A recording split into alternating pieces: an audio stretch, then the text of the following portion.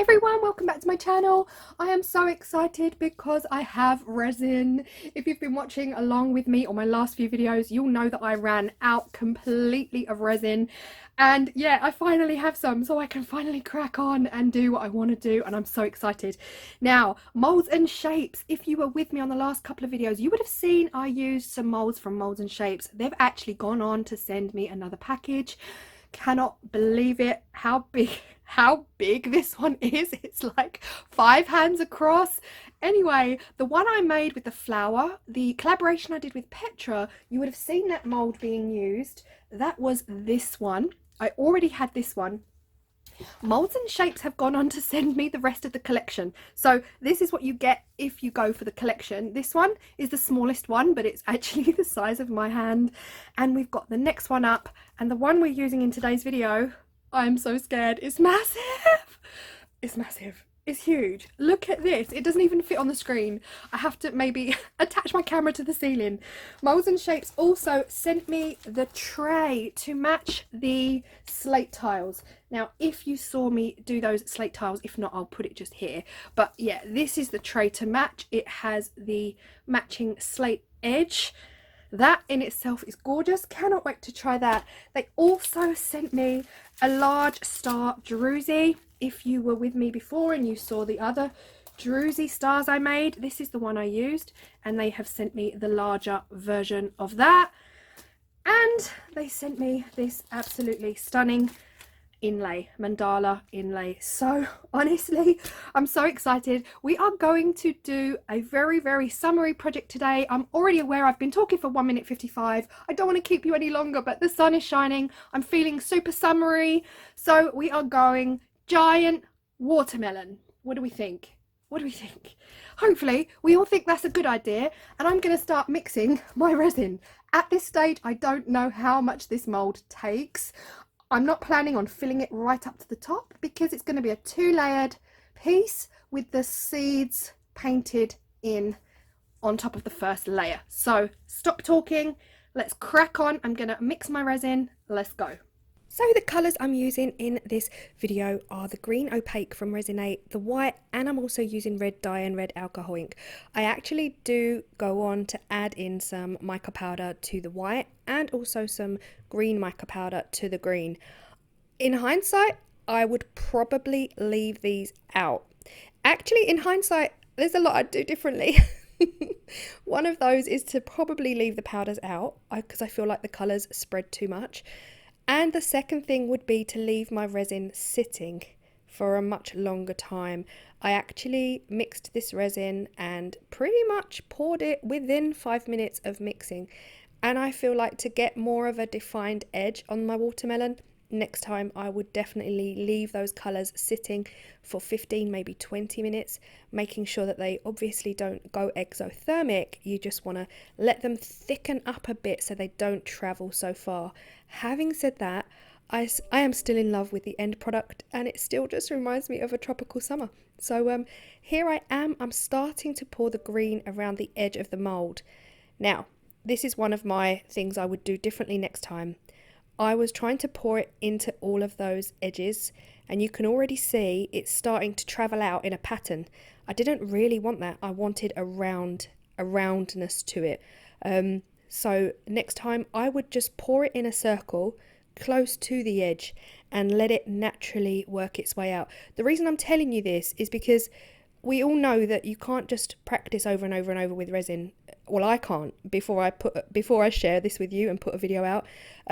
So as I go and as I learn, I want to share with you what I would do differently next time. So I would pour that green close to the geode edge, but not in every single nook and cranny of the geode edge. That way the inner circle would be round and I wouldn't have all of those wispy bits. In the red, I decided to go and give it a little bit of zhuzh and add some red fine glitter from Hemway. This glitter is my favourite glitter of all time. If you were with me through Christmas, oh wow, I went to town with this glitter and I love it. And I thought this would give the watermelon slice just an extra bit of pizzazz and also hide the air bubbles. as I said at the beginning. So yeah, I was really happy I did because the end result sparkles in the sun like really, it actually sparkles like Christmas, but we are thinking tropical summer here. So yeah, I then went in with the heat gun and I just blasted out any potential air bubbles that formed during the process. And at this stage, I have used 500 grams of resin. This is 24 hours later. Now, I'm not 100% in love with the way the green spread, but it's still very watermelony.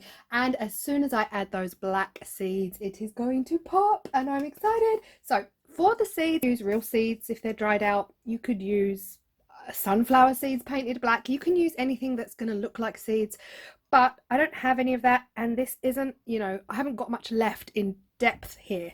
So to paint the seeds, I'm going to use my Posca pen, and yeah, Posca and resin works really well together. Once it's dry, it will take a top coat quite happily. But yeah, I'm going to just draw them on.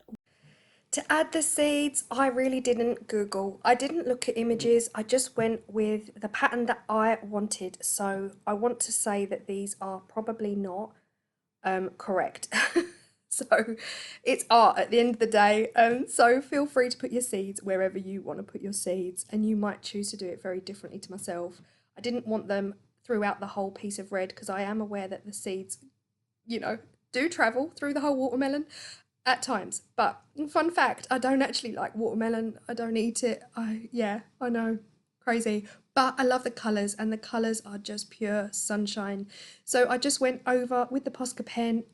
It writes on resin like a dream. So if you guys do have any Posca pens, honestly, they are an absolute dream to work with resin, and they dry in seconds. So even just putting the second coat on, you don't have to wait too long. But yeah, and this is the pattern that I created.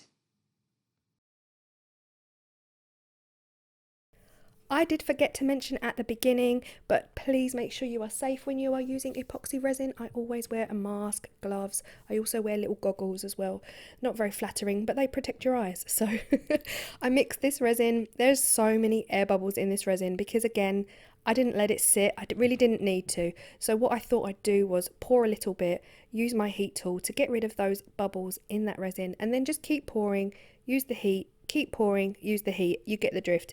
It pretty much does. It's perfect. It just gets rid of all those little air bubbles that I've caused by not stirring slowly, because who stirs slowly? But yeah, I really should rename this channel. Like, how not to do it. But it works. At the end of the day, it worked perfectly. And I'm not worried about the mould at this point with the heat because there's already a layer of resin in there, so I really can get stuck in there and get those air bubbles out. Oh, there was just a nifty little bit of dust, whatever that was, I'm not sure. Probably left over in the cup. But that is it. That is the project. So as soon as I am happy that there are no air bubbles, I am going to leave this, come back 24 hours later and demold. So it is 24 hours later and look at that shimmer. And yeah, please do forgive the yellow light in this video because this is early morning. And when I say early morning, this was 7 o'clock this morning because that's how last minute I am with my videos. Honestly, one day I'll get it together. But yeah, so the light coming in the room is very yellow with that sunrise. So forgive it. Look at the shimmer on that glitter. I absolutely love it. Now, this mould was not filled up to the very top, and so far at this stage that is 1000, so that is 1 kg of resin in that mould at this stage. You can go on, I reckon maybe another 300-400 grams would fill it up to the very top, but it wasn't necessary. I didn't need to do that. And even the edges aren't that sharp, but I will, when I've finished, give those edges a very light sand just to take away the sharpness. But again, I'm keeping this, so that would be down to your personal choice. And yeah, getting it out of the mould was fun. The suction was real.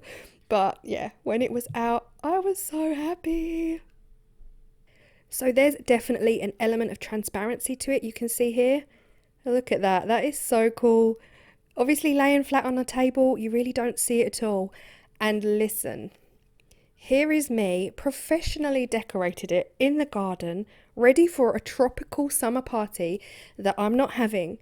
But I could so be a party planner. Look at how, look at how well I put this all together. How gorgeous is this? The glitter is absolutely, honestly, my favourite. I absolutely love it. I hope you love it too.